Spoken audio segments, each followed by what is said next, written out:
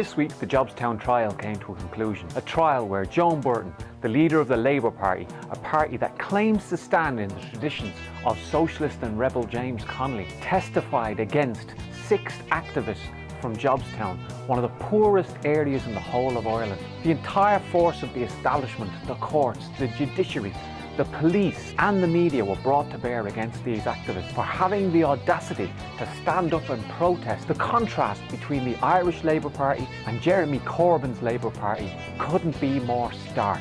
So why is it that the Irish Labour Party is so conservative? Well, the generally held conception is that the Irish Labour Party started as a radical party and slowly got more conservative as the years went on. They were always a conservative Labour Party. The Irish Labour Party was a child of the trade union leaders. At a 1912 conference, they proposed forming a political party to represent the working class. In 1916, nothing had been done, and so the motion was put down once again. In 1917, a Socialist Party of Ireland was formed, which most of the union leaders joined, until it was taken over by militants like Roddy Connolly, James Connolly's son. From 1918 to 1923, we had the War of Independence and then the Civil War. But this was a period where there was mass working class action.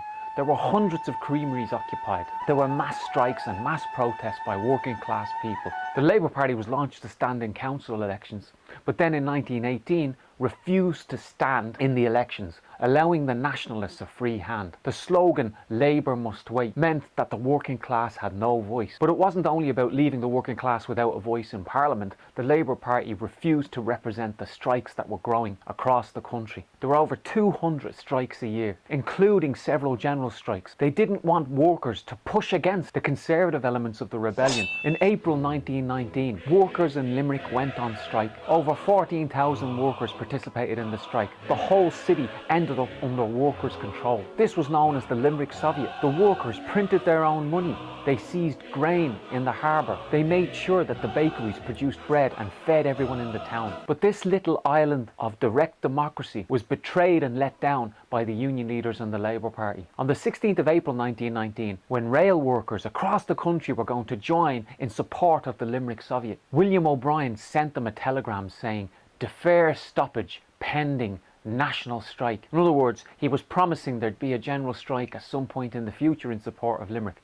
When the rail workers pulled their strike, no such action materialised. Rather than emerging strong from this period of working class rebellion, the Labour Party emerged as one of the weakest Labour parties in the whole of Europe. Fianna Fáil seemed like the only radical voice in Ireland. They got 44.5% of all votes in 1932 and stole the Labour Party's manifesto while wrapping it in the green, white and orange. By 1947, Labour were in government in a coalition government when Noel Browne tried to introduce the Mother and Child Scheme, which would give limited health cover to mothers and children. The Labour Party backed the church hierarchy in condemning the scheme. Labour's vote collapsed. In the 1960s, things changed again. By the end of the 60s, there was 1.5 million strike days lost. This, accompanied by marches for civil rights in the north, saw a potential challenge to both states, north and south. But instead of focusing these mass working class struggles, by 1973, Labour were back in coalition,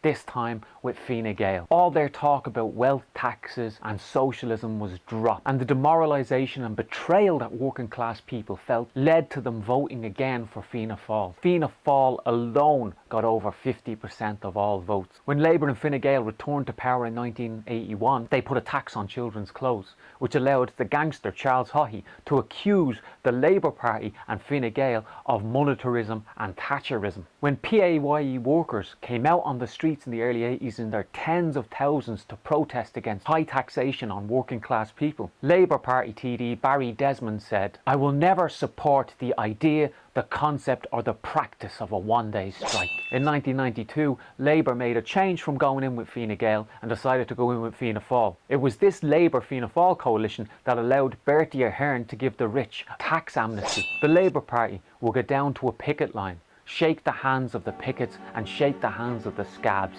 and try and get votes from them all. But sometimes you have to pick a side.